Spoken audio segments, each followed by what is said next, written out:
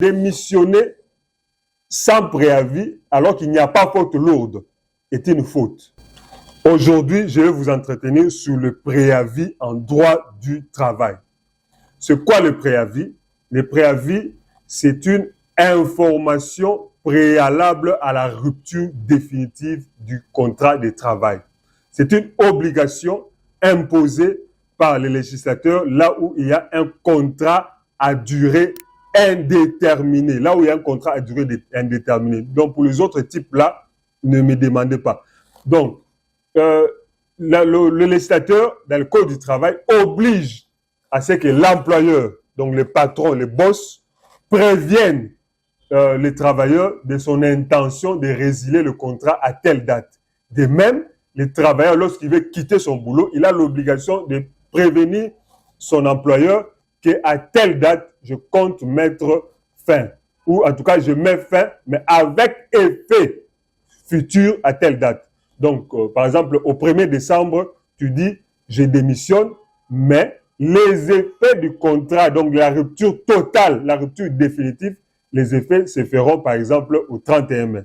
Et non, au 31 décembre, par exemple. C'est ça le préavis. C'est une information, je vous préviens que je m'en vais, mais les effets auront l'air, les effets de la rupture se manifesteront à telle date. Voilà pourquoi on dit, à l'article 65 du Code du travail, pendant la durée du préavis, donc c'est un temps, une information et un temps, pendant la durée du préavis, l'employeur et les travailleurs sont tenus au respect de toutes les obligations réciproques qui leur incombent.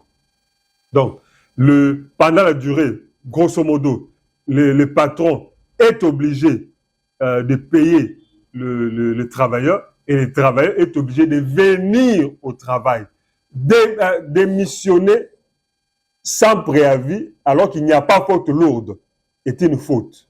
Parce que beaucoup de gens démissionnent. D'abord, vous aurez du mal à encaisser votre décompte final parce que ça se calcule sur le délai du préavis. Mais en plus, comme conséquence, l'article 63, alinéa 3, je pense, dit « La rupture du contrat à durée indéterminée sans préavis ou sans que le préavis ait été intégralement observé comporte l'obligation pour la partie responsable, donc c'est soit le travailleur ou l'employeur, de verser à l'autre partie une indemnité dont le montant correspond à la rémunération et aux avantages de toute nature dont auraient bénéficié les travailleurs durant les délais de préavis qui n'a pas été effectivement respecté. Donc, il y a une forme de sanction à l'égard de la personne qui ne respecte pas les préavis dans un contrat à durée indéterminée.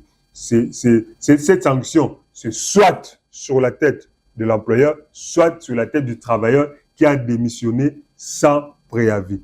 Donc, il est extrêmement important de pouvoir consulter un avocat ou à tous les moins un inspecteur du travail parce que c'est aussi un conseiller lorsque vous voulez démissionner ou lorsque vous voulez résilier le contrat avec votre travailleur. Donc, ne faites pas ça ngoulou au risque que certaines conséquences ne puissent survenir sur vous parce que vous n'aurez pas eu à respecter la procédure. Donc, veuillez vous abonner, veuillez partager cette vidéo et liker. Je suis Maître Ndikou Luyana, avocat et défenseur des droits de l'homme. Merci et à la prochaine.